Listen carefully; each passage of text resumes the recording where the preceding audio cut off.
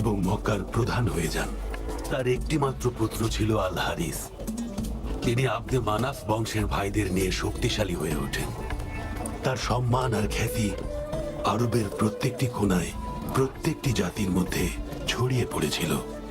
এবং একদিন তিবাহ খনন করো আব্দুল মুত্তালিব। তিবা?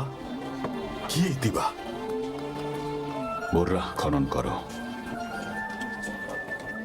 বোররা?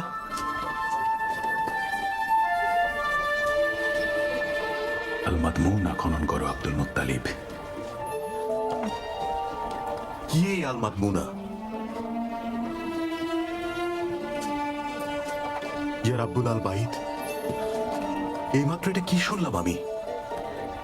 জমজম খনন করো। জমজম? কি এই জমজম? এমন কূপ যা কখনোই শুকাবে না, যা অনবরত পথিকদের তৃষ্ণা মেটাবে।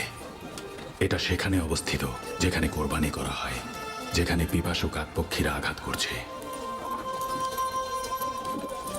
আমি খনন করব জমজম। আল হারিস, আমার সাথে এসো। জমজম কূপ খনন করতে যাব, যা আমাদের মা হাজের এবং পিতা ইসমাইলের নিশানা। চলো যাই। এই যে কুরাইশের জনগণ, তাড়াতাড়ি যাও সবাই, ইসাফ এবং নাইলার কাছে যাও। তাড়াতাড়ি যাও কুরাইশের মানুষ। এই আলমুগিরা, কোথায় তুমি আলমুগিরা? আরে কি হয়েছে উমাইয়া? হাশিমের পুত্র আব্দুল মুত্তালিব ইসাফ আর নাইলার ঠিক মাঝখানে কূপ খনন করছেন, যেখানে আমরা সবাই কোরবানি দেই আমাদের পবিত্র কাবাকে উদ্দেশ্য করে। আব্দুল মুত্তালিবকে থামাতে হবে, এটা করতে দেয়া যাবে না। হ্যাঁ হ্যাঁ, চলো সবাই, হ্যাঁ, চলো। ওকে থামাতে হবে।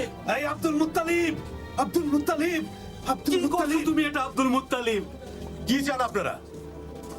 তুমি এখানে কিছুতেই কূপ খনন করতে পারবে না। আমাদের আদর্শ ইসাফ ও নাইলাহ আছে, যেখানে আমরা কোরবানি দিই, যেটা আমাদের প্রার্থনার জায়গা। মহান আল্লাহর নির্দেশে আমি খনন করছি। আপনারা দেখতে পাচ্ছেন না একটা পুরনো কুয়া এখানে বন্ধ হয়ে আছে? ওদেরকে থামাও হারিস। জয় হুকুম আব্বা। আমরা এখানে এসব করতে আসিনি আব্দুল মুত্তালিব। খনন করা বন্ধ করো। পানি না আসা পর্যন্ত বন্ধ হবে না। দেখো আমার ভাই, আমরা এখানে লড়াই করতে আসিনি।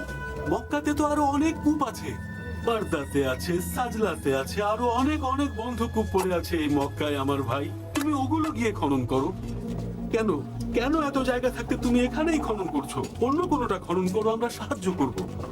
আমার কাছে নির্দেশ এসেছে। কে তোমাকে নির্দেশ দিয়েছে আব্দুল মুত্তালিব? এক অলৌকিক কণ্ঠ আমাকে নির্দেশ দিয়েছেন। আমাকে এখন আমার নির্দেশ পালন করতে দিন। আমি আমার নির্দেশ পালন করেই থামবো। এটা হতে পারে না। তোমার পুত্রকে সরে যেতে বলো, তারপর দেখছি। ভুলে যেও না, তুমি এখানে একা দাঁড়িয়ে আছো। কার সাহসে এসব তুমি করছো? ইয়া রাব্বিল কাবা, এটা কি?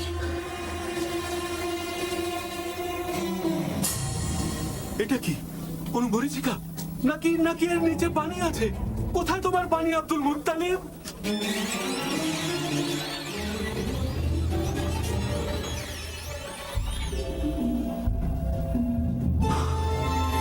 গুপ্তধন, এগুলো জুরহুমের। মক্কা থেকে যাওয়ার সময় রেখে গেছে।